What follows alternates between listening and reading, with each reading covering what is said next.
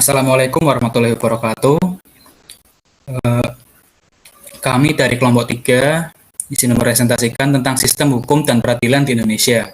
Yang pertama, perkenalkan anggota kelompok kami. Yang pertama saya yaitu Muhammad Sanabilak dengan NIM 4101422086. Kemudian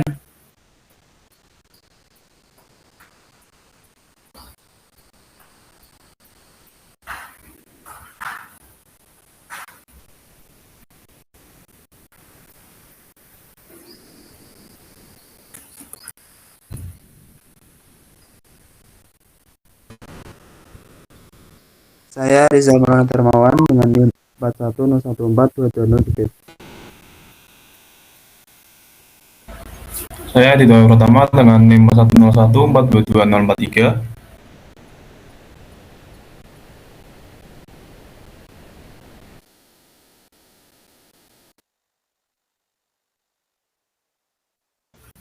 Kemudian Saiful Primordian dengan NIM 4101422069.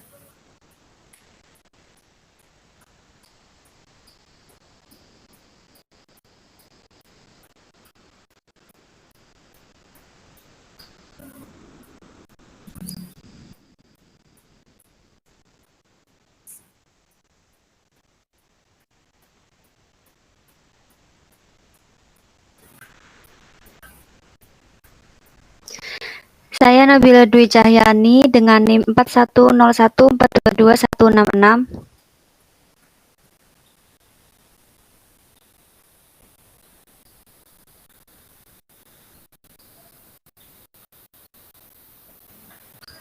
Saya Sylvia Izanihaya dengan NIM 4101422168.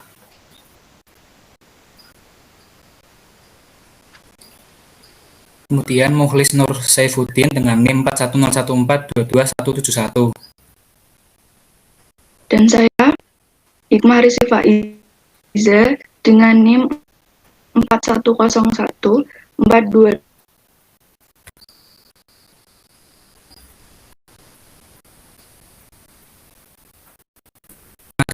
Yaitu sistem hukum berdasarkan Pancasila tahun 1945 yang akan dibacakan oleh Muhammad Al-Faris.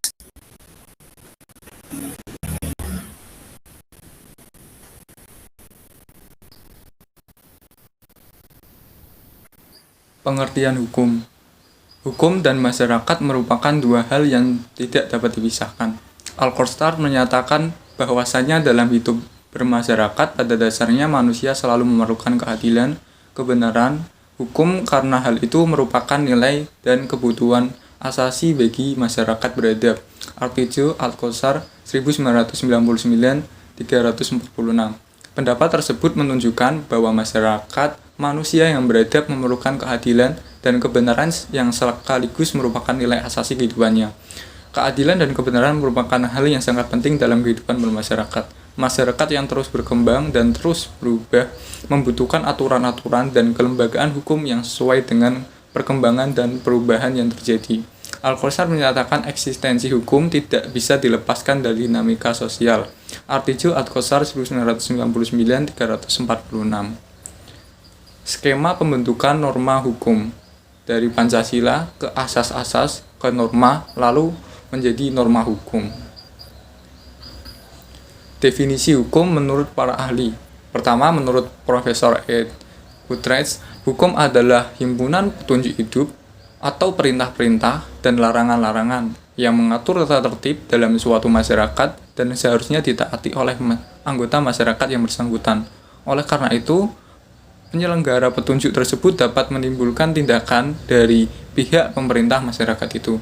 Selanjutnya, menurut Leon Diujit, hukum adalah aturan tingkah laku para anggota masyarakat, aturan daya penggunaannya pada saat tertentu diindahkan oleh suatu masyarakat sebagai jaminan dari kepentingan bersama dan melakukan pelanggaran itu. Selanjutnya ada JCT Simorangkir SH dan Wiryono Sastro Pranoto. Hukum ialah peraturan yang bersifat memaksa yang menentukan tingkah laku manusia dalam lingkungan masyarakat yang dibuat oleh badan-badan resmi yang berwajib. Apabila terjadi pelanggaran terhadap peraturan-peraturan tadi berakibat diambilnya tindakan dengan hukuman tertentu. Selanjutnya, Wilhelm Rustad M. Wilhelm Rustad memberikan definisi hukum yang luas sekali. Hukum sebagai suatu kesatuan yang mencakup segala kaidah baik yang tertulis maupun yang tidak tertulis. Prasarana seperti kepolisian, kejaksaan, pengadilan, para advokat atau pengacara, dan keadaan diri pribadi daripada individu penegak hukum sebagai lembaga tinggi hukum. Selanjutnya, unsur-unsur hukum akan dibacakan oleh Jana, silakan. Unsur-unsur hukum. Dari beberapa definisi hukum di atas memiliki beberapa pandangan yang berbeda-beda mengenai hukum. Namun demikian dari definisi di atas 76 dapat ditarik kesimpulan bahwa hukum mempunyai unsur-unsur sebagai berikut. Yang pertama, aturan mengenai tingkah laku manusia dalam pergaulan hidup masyarakat. Yang kedua, aturan tersebut bersifat memaksa. Yang ketiga, sanksi terhadap pelanggar aturan tersebut adalah tegas. Kemudian,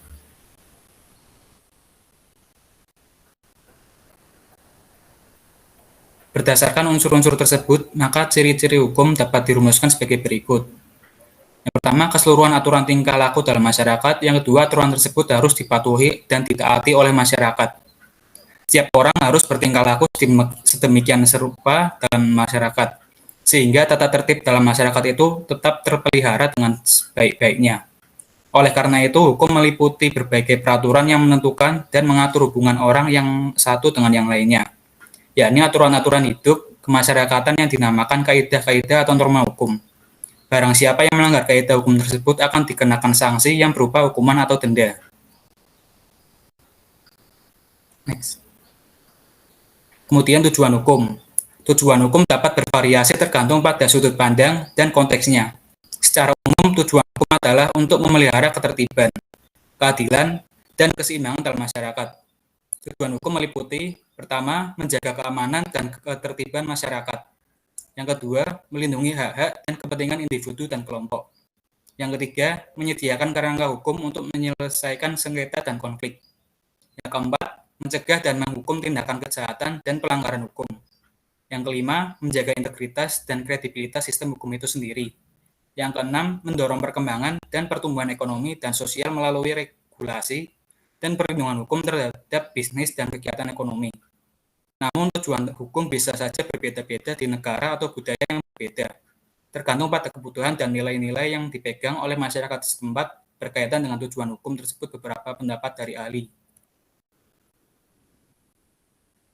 Yang pertama, tujuan hukum menurut Aristoteles.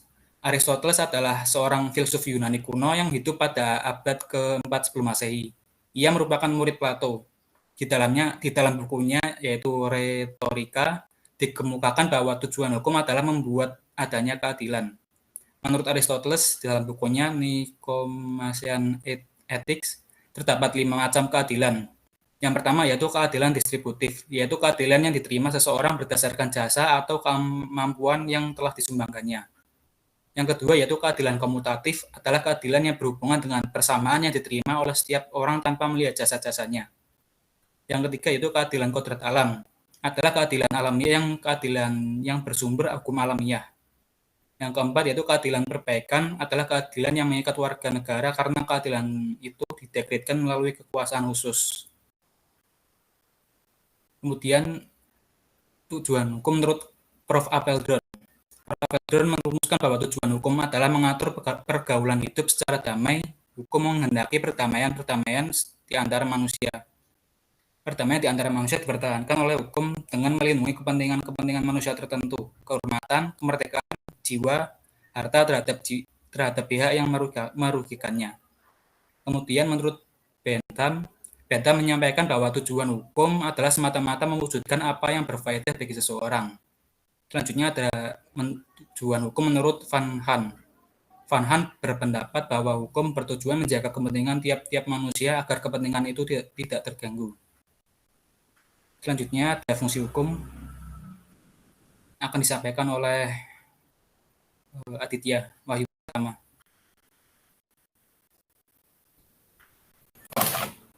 Kemudian fungsi hukum. Fungsi hukum secara umum adalah menciptakan dan memelihara ketertiban dan keadilan dalam masyarakat dengan memberikan aturan-aturan yang harus diikuti dan menyelesaikan sengketa.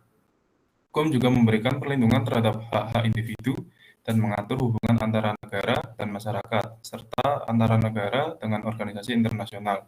Selain itu, hukum juga berfungsi untuk memfasilitasi perdagangan, mengatur kepemilikan properti, dan memberikan sanksi bagi pelanggar hukum. Berkaitan dengan fungsi hukum, terdapat beberapa pendapat dari para ahli.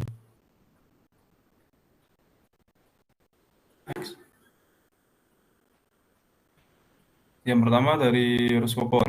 Menurut Ruskopon, dalam bukunya yang berjudul An Introduction to the Philosophy of Law, bahwa hukum memiliki dua fungsi. Yang pertama, hukum sebagai as a tool of social control. Dalam hal ini, hukum berfungsi sebagai alat penjaga atau mempertahankan stabilitas. Yang kedua, hukum sebagai as a tool of social engineering. Dalam hal ini, hukum berfungsi sebagai suatu alat pembaruan masyarakat. Yang kedua, menurut E.A. Jebel. Menurut E.A. Jebel, seorang antropolog, terdapat 4 fungsi dasar dari hukum di dalam masyarakat, yaitu yang pertama, menetapkan pola hubungan antara anggota masyarakat dengan cara menunjukkan jenis-jenis tingkah laku yang mana yang diperbolehkan dan mana yang dilarang. Yang kedua, menentukan alokasi wewenang, memperinci siapa yang boleh melakukan paksaan, siapa yang harus menaati, siapa yang memilih sanksi yang tepat dan efektif. Yang ketiga, menyelesaikan sengketa. Yang keempat, memelihara kemampuan masyarakat untuk menyesuaikan diri dengan kondisi-kondisi.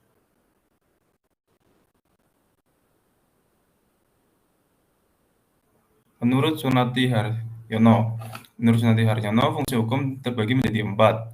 Yang pertama, hukum sebagai pemelihara ketertiban dan keamanan. Yang kedua, hukum sebagai sarana pembangunan. Yang ketiga, hukum sebagai penegak keadilan. Yang keempat, hukum sebagai sarana pendidikan masyarakat.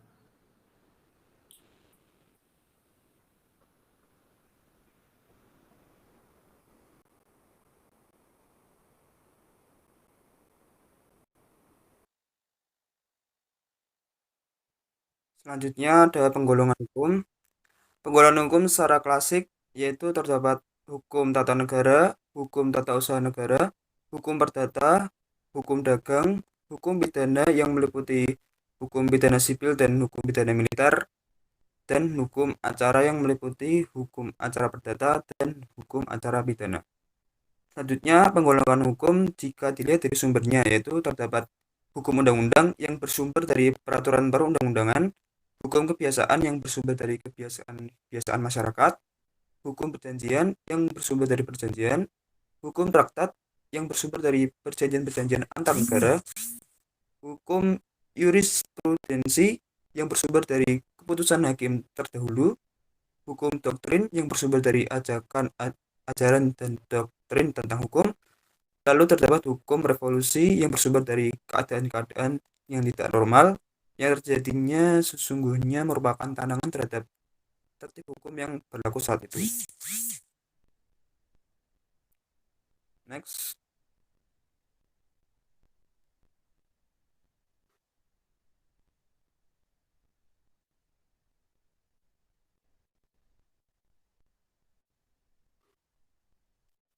Selanjutnya, penggolongan hukum menurut waktu berlakunya. Yang pertama, hukum positif atau ius constitutum, yaitu hukum yang berlaku sekarang bagi suatu masyarakat tertentu dalam daerah tertentu. Yang kedua yaitu hukum yang dicita-citakan atau ius constituendum, yaitu hukum yang diharapkan berlaku pada waktu yang akan datang. Selanjutnya ada hukum alam atau hukum asasi, yaitu hukum yang berlaku di mana-mana untuk segala waktu dan segala bangsa di dunia. Selanjutnya penggolongan hukum menurut sanksinya. Terdapat hukum pemaksa, yaitu hukum yang tidak dapat dikesampingkan oleh perjanjian. Jadi, hukum pemaksa ini tidak dapat dikuasai oleh kehendak individu. Dalam keadaan bagaimanapun, hukum pemaksa harus ditaati. Jadi, mempunyai paksaan mutlak. Yang kedua yaitu hukum pengatur atau hukum pelengkap, yaitu keseluruhan struktur hukum yang dapat dikesampingkan oleh perjanjian antara pihak-pihak. Next. Selanjutnya penggolongan hukum menurut wujudnya. Yang pertama yaitu hukum objektif, yaitu hukum bagi suatu negara yang berlaku umum dan tidak mengenai orang ataupun golongan tertentu. Hukum ini hanya menyebut peraturan hukum saja yang mengatur hubungan hukum antara dua orang atau lebih. Yang kedua ada hukum subjektif, yaitu hukum yang timbul dari penerapan hukum objektif dan berlaku terhadap orang-orang tertentu, atau hukum subjektif disebut juga dengan hak. Selanjutnya penggolongan hukum menurut cara mempertahankannya. Terdapat yang pertama yaitu hukum material, yaitu hukum yang memuat peraturan-peraturan yang mengatur kepentingan-kepentingan dan hubungan-hubungan yang berwujud perintah-perintah dan larangan-larangan. Contohnya itu hukum pidana dan hukum perdata.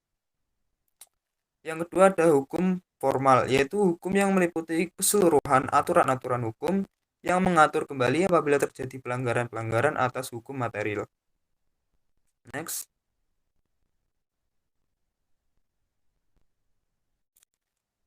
Yang selanjutnya itu penggolongan hukum menurut bentuknya. Terdapat hukum tertulis yang meliputi hukum tertulis yang dikodifikasikan dan dengan hukum tertulis yang tidak dikodifikasikan. Yang kedua ada hukum tidak tertulis, yaitu hukum yang masih hidup dalam keyakinan masyarakat tetapi tidak tertulis namun berlakunya ditaati seperti peraturan perundang-undangan. Selanjutnya penggolongan hukum menurut isinya. Yang pertama hukum publik ialah hukum yang mengatur hubungan hukum antar negara, pemerintah dengan perseorangan, sehingga sering dinamakan hukum yang mengatur kepentingan umum.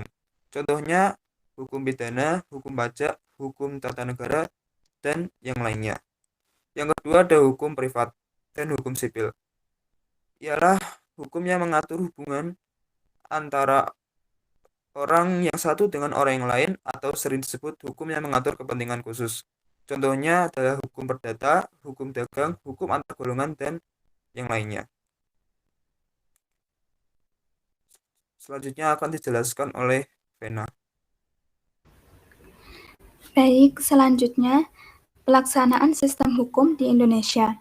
Indonesia adalah negara yang menganut tradisi hukum Eropa kontinental atau sering disebut dengan sistem civil law. Salah satu ciri utama sistem hukum civil law, pentingnya peraturan perundang-undangan yang tertulis statutory law. Next.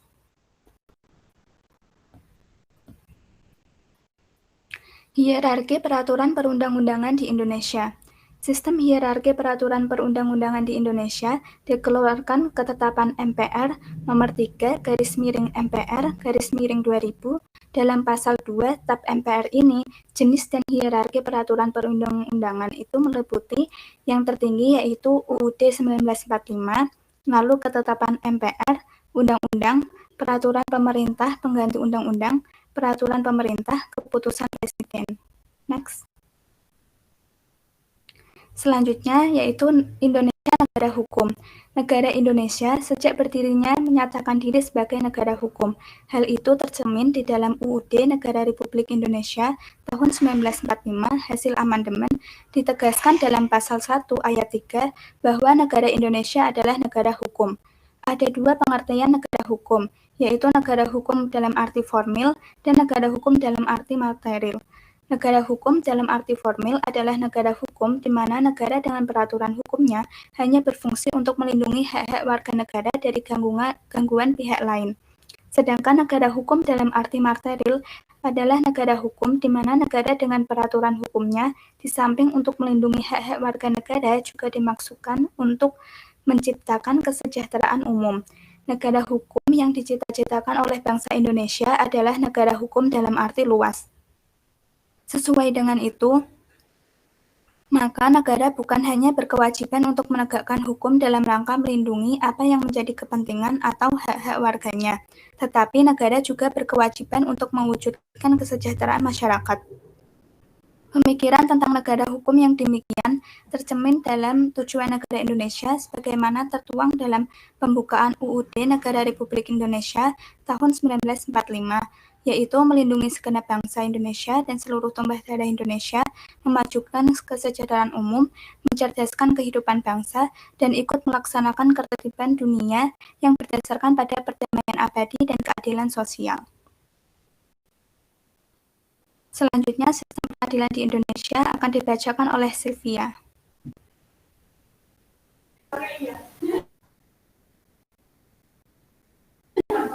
Baik, untuk selanjutnya, sistem peradilan di Indonesia. Dalam memahami Indonesia sebagai negara hukum, perlu dimengerti bahwa ide Riset mempunyai pengaruh yang cukup besar dalam merumuskan konsep negara hukum yang berdirikan Indonesia. Sesuai dengan ide dasar negara hukum tersebut, syarat utama negara hukum terdiri dari yang pertama, asas legalitas, yaitu setiap tindakan pemerintah harus didasarkan pada peraturan perundang-undangan. Yang kedua, pembagian kekuasaan. Syarat ini mengandung makna bahwa kekuasaan negara tidak boleh hanya bertumpu pada satu tangan. Yang ketiga, hak-hak dasar. Hak dasar merupakan sasaran perlindungan hukum bagi rakyat dan sekaligus membatasi kekuasaan pembentuk undang-undang. Yang terakhir, tersedia saluran melalui pengadilan yang bebas untuk menguji keabsahan tindak pemerintah.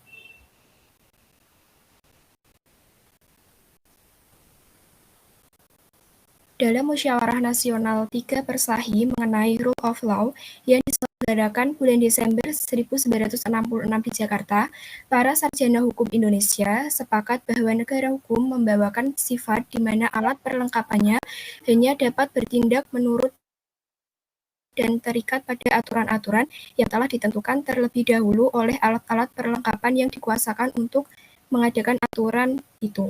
Sedangkan ciri-ciri negara hukum menurut hasil musyawarah nasional tersebut, yang pertama, pengakuan dan perlindungan hak asasi manusia yang mengandung persamaan di bidang politik, hukum, ekonomi, dan kebudayaan. Yang kedua, peradilan yang bebas dan tidak memihak serta tidak dipengaruhi oleh sesuatu, kekuasaan maupun kekuatan manapun. Yang ketiga, legalitas dalam segala bentuknya.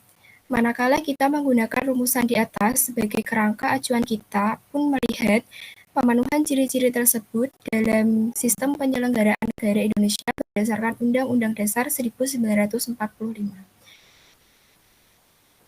Untuk selanjutnya akan dijelaskan oleh Nabila.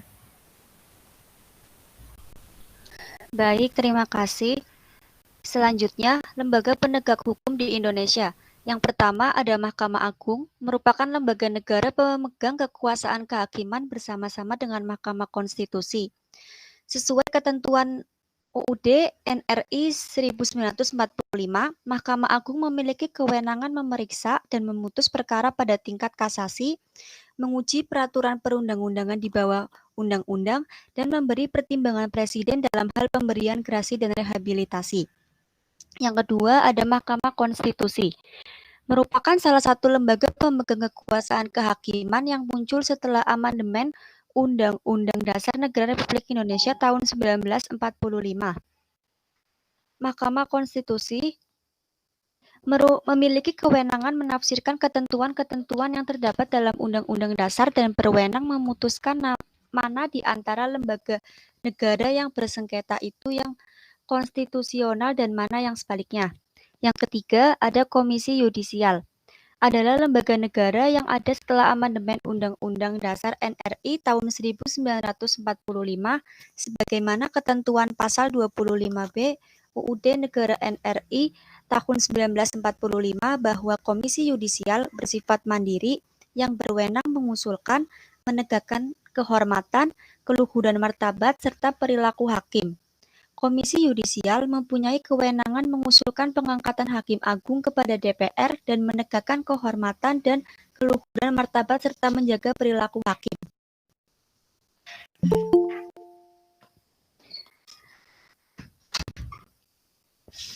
Undang-Undang Dasar Negara Republik Indonesia tahun 1945. Setelah masa reformasi terjadi perubahan yang cukup mendasar terhadap kekuasaan kehakiman. Terdapat lembaga-lembaga baru yang muncul dan memiliki peran dalam penegakan hukum di Indonesia. Lembaga-lembaga baru tersebut antara lain Pertama, ada Komisi Hukum Nasional. Dibentuk melalui keputusan Presiden nomor 15 tahun 2000 pada tanggal 18 Februari tahun 2000, dibentuk untuk mewujudkan sistem hukum nasional demi menegakkan supremasi hukum dan hak-hak asasi manusia berdasarkan keadilan dan kebenaran dengan melakukan pengkajian masalah hukum, serta penyusunan rencana pembaharuan di bidang hukum secara objektif dengan melibatkan unsur-unsur dalam masyarakat. Yang kedua, ada Komisi Pemberantas Korupsi. Pembentukannya melalui Undang-Undang Nomor 30 Tahun 2002 tentang Pemberantasan Tindak Pidana Korupsi. Pembentukan KPK merupakan respon pemerintah terhadap rasa pesimistis masyarakat terhadap kinerja dan reputasi kejaksaan maupun kepolisian dalam hal pemberantasan korupsi.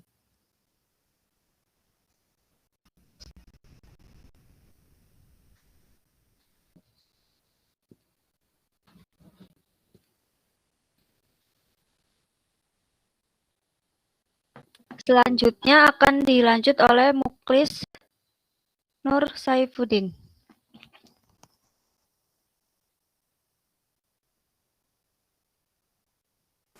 Ya, terima kasih untuk waktu dan tempatnya.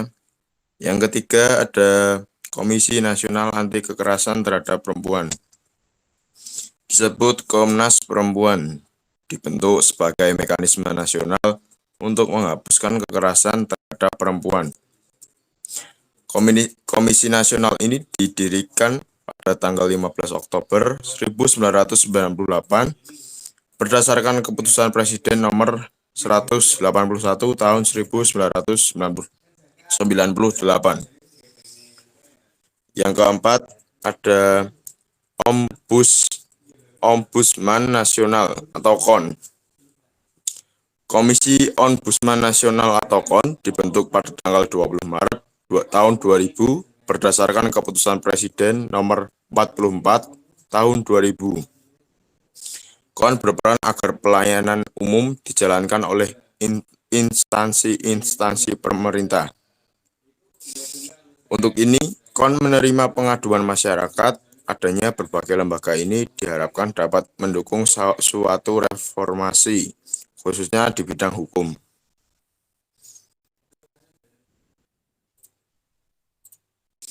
Yang kelima, kepolisian. Fungsi utama kepolisian meliputi A. Tugas pembinaan masyarakat atau preemptif. Segala usaha dan kegiatan pembinaan masyarakat untuk meningkatkan partisipasi masyarakat, kesadaran hukum, dan peraturan perundang-undangan. Tugas Polri dalam bidang ini adalah community policing, dengan melakukan pendekatan kepada masyarakat secara sosial dan hubungan mutualisme. A. Tugas di bidang proyektif. Segala usaha dan kegiatan di bidang kepolisian preventif untuk memelihara keamanan dan ketertiban masyarakat, memelihara keselamatan orang, benda, dan barang, termasuk memberikan perlindungan dan pertolongan, khususnya mencegah pelanggaran hukum. Tugas di bidang represif. Di bidang represif terdapat dua jenis peran dan fungsi kepolisian negara Republik Indonesia, yaitu represif justisi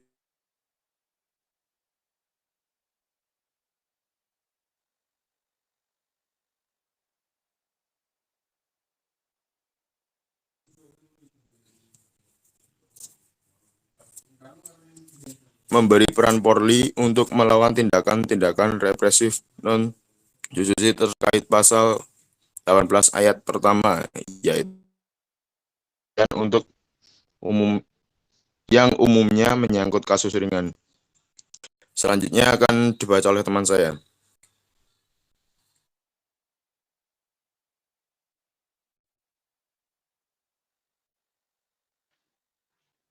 Yang keenam, ada kejaksaan. Penjelasan dalam pasal 2 ayat 1 Undang-Undang dijelaskan bahwa kejaksaan adalah satu-satunya lembaga pemerintahan pelaksanaan kekuasaan negara yang mempunyai tugas dan wewenang di bidang penuntutan dalam penegakan hukum dan keadilan di lingkungan untuk melaksanakan pembangunan nasional semesta yang berencana menuju tercapainya masyarakat adil dan makmur berdasarkan Pancasila atau masyarakat sosialis Indonesia yang memenuhi amanat penderitaan rakyat. Karena negara Republik Indonesia adalah negara hukum.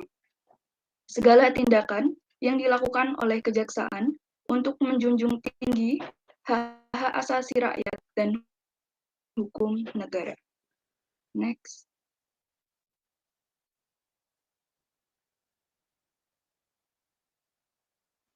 Selanjutnya, ada perwujudan sikap dan perilaku sadar hukum di Indonesia. Yang pertama adalah membayar pajak tepat pada waktunya. Pajak merupakan sebagai sumber utama penerimaan negara yang berkisar 70% dari seluruh penerimaan negara yang biasanya digunakan untuk pembangunan infrastruktur. Sesuai aturan dan undang-undang yang berlaku, membayar pajak tidak hanya kewajiban, namun hak dari seluruh warga negara untuk turut berpartisipasi dan berperan serta terhadap pembangunan nasional. Next.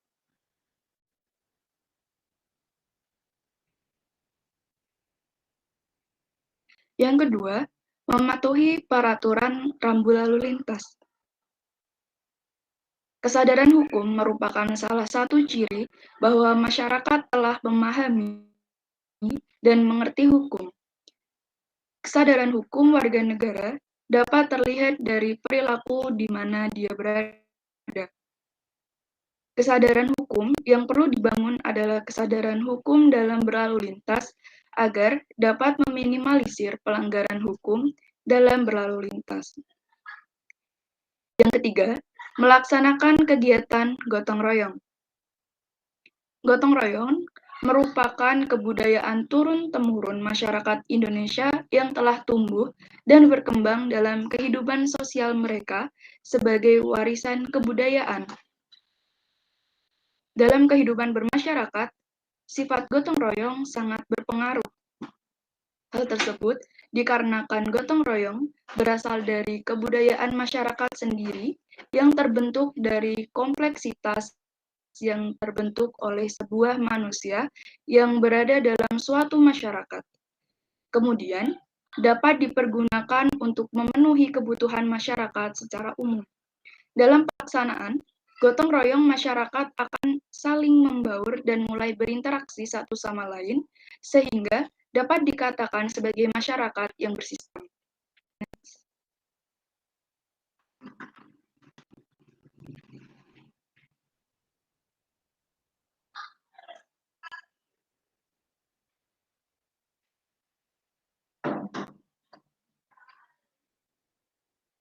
Yang keempat, ada Poskamling. Siskamling atau Sistem Keamanan Lingkungan merupakan upaya bersama dalam meningkatkan sistem keamanan dan ketertiban masyarakat yang memberikan perlindungan dan pengamanan bagi masyarakat dengan mengutamakan upaya-upaya pencegahan dan menangkal bentuk-bentuk ancaman dan gangguan Kamtibmas atau keamanan dan ketertiban masyarakat. Dalam pelaksanaan kegiatan ataupun aktivitas, Siskamling dilakukan dengan ronda. Selanjutnya, yang kelima, berperan aktif dalam pemilu. Program ini bertujuan untuk memantapkan penyelenggaraan pemilihan umum agar semakin berkualitas, berdasarkan asas langsung, umum, bebas, dan rahasia. Yang keenam, tidak mengikuti organisasi terlarang. Kebebasan berserikat, berkumpul, dan mengeluarkan pendapat merupakan bagian dari hak asasi manusia yang dijamin oleh Undang-Undang Dasar 1945. Tapi, kebebasan itu bukan tanpa batas. Undang-Undang Organisasi Kemasyarakatan atau Ormas membatasi hak asasi tersebut. Hal tersebut tercantum dalam pasal 59 Undang-Undang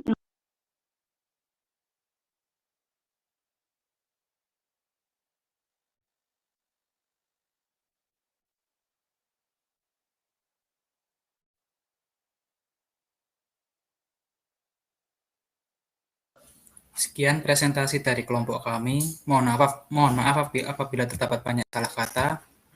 Terima kasih. Wassalamualaikum warahmatullahi wabarakatuh.